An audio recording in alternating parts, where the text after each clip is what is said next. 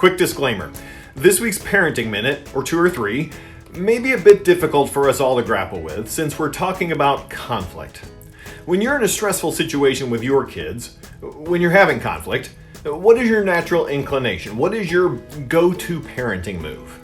Yelling? Passive aggression? Killing them with kindness? Bargaining? Sarcasm? Grounding? I think many of us have that one move that we lean toward when things get difficult. And if you're like me, we often wish we had responded differently. The question is, what is the goal? When you resort to that go-to move, what are you trying to accomplish? Many of us, if we're being honest, are trying to win. If we can get our kids to conform to the pattern of behavior that we expect and desire for their lives, then we win. Yay us! The problem with that thinking is that if someone, you or I, win, someone else loses. And that someone else is our kids. Now, none of us would admit that we want our kids to lose. That's why we live in a world of participation trophies and medals. However, many times our parenting struggles lead us to a place of us versus them. And if that's where we find ourselves, the fact of the matter is when we win in that struggle, we actually lose. We may win the battle of right behavior, but we lose their heart.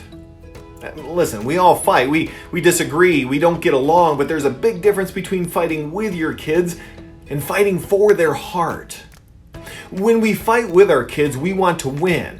When we fight for our kids, we want them to win. When we fight with our kids, walls are built up. When we fight for our kids, walls come down. When we fight with our kids, our relationship with them is jeopardized. When we fight for them, the relationship is prioritized.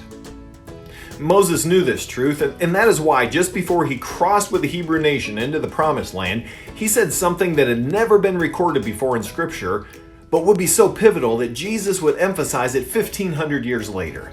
He said, "Love the Lord your God with all your heart, and with all your soul, and with all your strength." Up to this point, there had been plenty of discussion around the need to worship and obey God, but this is the first time we see anyone discussing the need to love God, or to see any sort of connection between love and His commandments.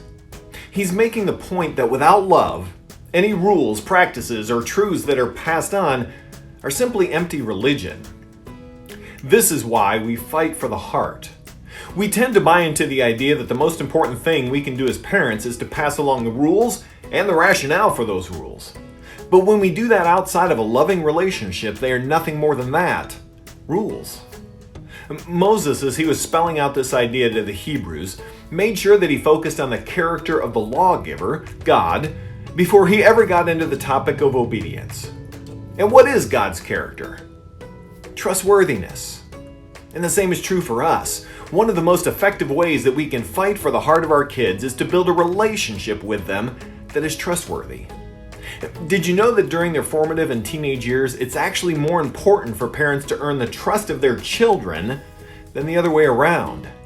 It sounds counterintuitive, but it's true.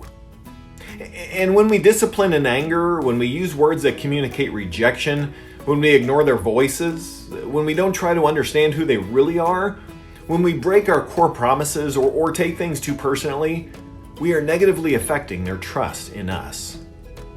But instead, when we fight for the hearts of our children, we establish a lifestyle of proving that we can be trusted.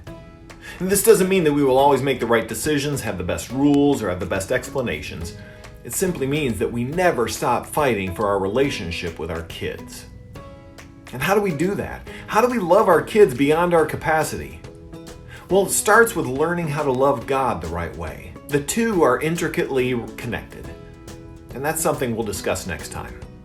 Have a great week.